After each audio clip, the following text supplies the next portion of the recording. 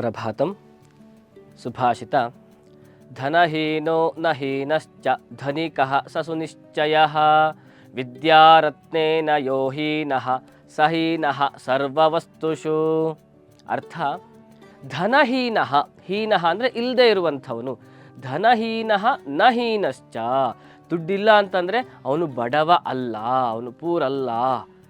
ಧನಿಕಃ ಸ ಸುನಿಶ್ಚಯಃ, ಅವನೇ actually rich person, ಅವನೇ ಆ್ಯಕ್ಚುಲಿ ಧನಿಕನಾಗ್ತಾನೆ. ಹಾಗಾದರೆ ಯಾರು ಬಡವ ಅನಿಸಿಕೊಳ್ಳುವಂಥವನು?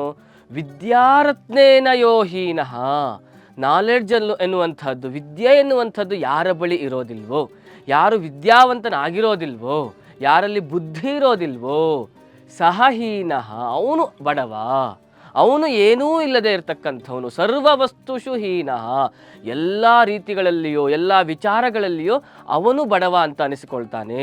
ಹಾಗಾಗಿ ದುಡ್ಡಿಲ್ಲ ಅಂದ ತಕ್ಷಣ ಬಡವ ಅಂತ ಅನ್ಕೋಬೇಡಿ, ಅವನಲ್ಲಿ ವಿದ್ಯೆ ಎನ್ನುವಂಥದ್ದಿಲ್ಲ ಅಂದರೆ ಮಾತ್ರ ಅವನು ಬಡವ ಅಂತ ಅನಿಸಿಕೊಳ್ತಾನೆ. ಧನ್ಯವಾದಗಳು.